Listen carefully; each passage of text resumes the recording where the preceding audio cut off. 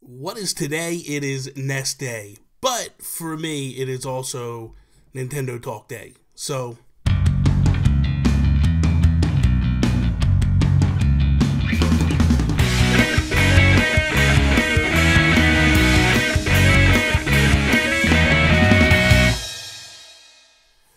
oh my lord, what is up everybody? Bobby here, Nintendo Guru, back yet again. So, let's go! Man, we're just gonna dive right into this. A lot of stuff coming out today. I gotta try to be rapid fire and quickly as possible. Here we go. Ganda Kris. Dude, is there anybody out there that doesn't see her customs and go, why is she not working for Nintendo? Why is she not designing Amiibo for Nintendo? Blows me away. Today, she knocks it out the park with a DIY video that she just released on her YouTube channel. Go check it out for the full-length thing. But she does T-Rex Mario from Super Mario Odyssey. Like, how can you not fall in love with this thing? I don't understand where the creativity comes from, but not only that, how quickly she churns these ideas out, man. Like, she does them, and it's like rapid fire all day long, man. She just kills it every single time she comes out with something new. I love it, love it. If there's just so many that she's done in the past 2-3 years that I just look at it and I'm like, oh, if I had $1 million, man, I would just be like, you're gonna be on my personal payroll and you are just gonna make Amiibo for me all the days, forever and ever and ever. So today, Hori shows off yet again another headset for Splatoon 2 that's going to release in July. Man, and with that comes a debacle of wiring and all these diagrams and showing like wires here and there and all this nonsense. It is a mess. I just don't understand why anybody would want to do voice chat with this setup that Hori is offering. That said, the one that I really think that I feel will probably be closer to what Nintendo is going to do is the Nyko one. I don't know if you guys have seen this. I'm going to put some pictures up showing off the Nyko one. It basically, it's called the Clip Grip controller or something along those lines, but basically it has a grip at the top of the controller. Looks basically like a Joy-Con grip with a clip at the top of it that holds your cell phone. To me, this is the best answer. I would rather have something right there at the touch of my fingers where I can look at my friends list, click buttons, go through, push somebody, and talk. But not only that, this thing will charge your cell phone plus your Joy-Cons. You can't get better than that. Like, to me, that's exactly what you want. Now, my only hopes is that Nintendo is working on something very similar to this with potentially a Pro controller, because that's what I would ultimately like. I'm not a fan of the Joy-Con grip. I'm not really a fan of the Joy-Cons that much because of the analog stick. The analog just feels a little loosey-goosey for me, like a little thin. I don't get me wrong, I use it, I like it. I when I play with it, it doesn't really give me that many issues. It's just not my preferred controller. The Pro controller is definitely my preferred controller anytime I go. But I don't understand why Nintendo and all these other companies aren't pushing that instead. Like, to me, that would be the better way to go with all of this. I think Nintendo is going to go that route rather than the Hori route. That's just my gut feeling. We shall see.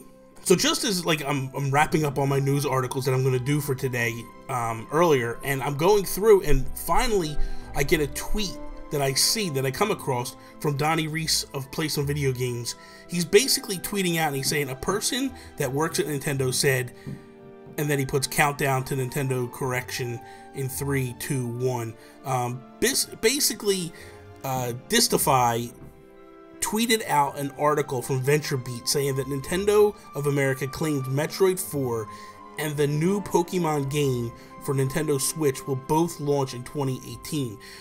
I'm just like, at that point, I reply back and I'm like, how the hell is VentureBeat and Distify trying to push this narrative? Pokemon maybe, but Metroid Prime just started to be made. Here's where things start to get a little interesting. Distify replies back to me and says, a representative of the Nintendo of America claimed it. All I did was report the claim. Metroid Prime 4 might be further along in development than you think. And then I come back with, I won't even believe it till I see it. Pokemon said a year and a half, so that might be true. And that one I'm probably more fine with, but I can't see Prime 4 happening that quick. Distify then says, what if I told you that Prime 4 has been in development since 2014 and will be for nearly 4 years when it actually comes out? We'll see. I come back. You could tell me that, but is it a true statement? If that is the case, then yes, I'd buy them hitting it for next year. Distify comes back with, when you know who's the actual developer behind Prime 4, maybe it'll make more sense. I can't say much more than that for now, sorry. So at that point, I'm just like mind blown. Look, I'm not saying that this is true at all. I really don't even believe it's true, honestly. Like, I'm not saying that his credentials and his credibility and who he's talking to is lying or he's lying or any of that. Just me personally, because I haven't heard any of this, like, to me, it's like, if that's the case, wouldn't this have, like, come out a while ago?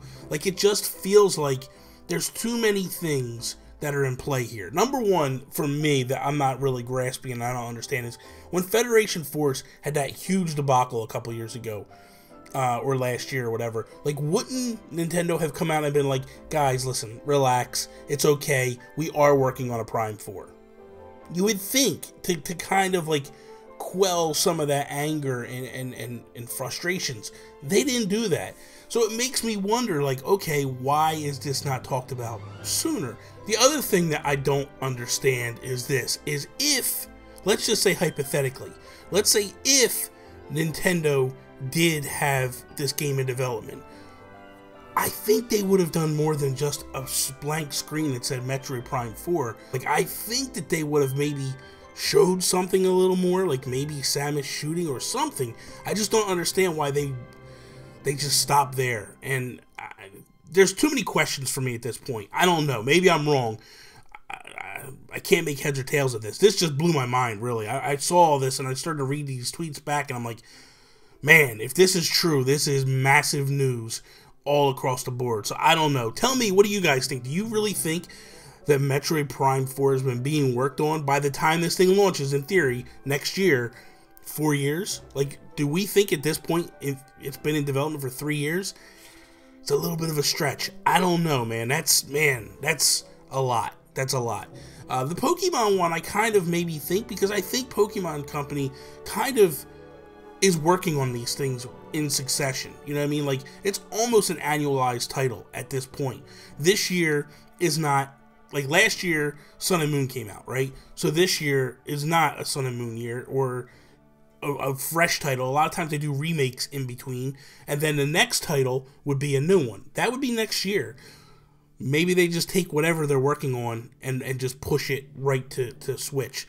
That I'm not 100% sure, but that makes more sense to me that would be launched next year than Metroid Prime 4. I guess we'll find out, but let me know in the comments below. Do you think this is far-fetched, or do you really believe this? Do you want to believe it? That's the thing. I guess we'll find out soon. So that is all. Thank you guys for watching this video. I hope you really enjoyed it. If you did, click the like button. If you're not a subscriber, please subscribe to the channel. Share it with all your friends. Follow me, Instagram, Twitter, @Nintendo Gurus. That is all. See me later.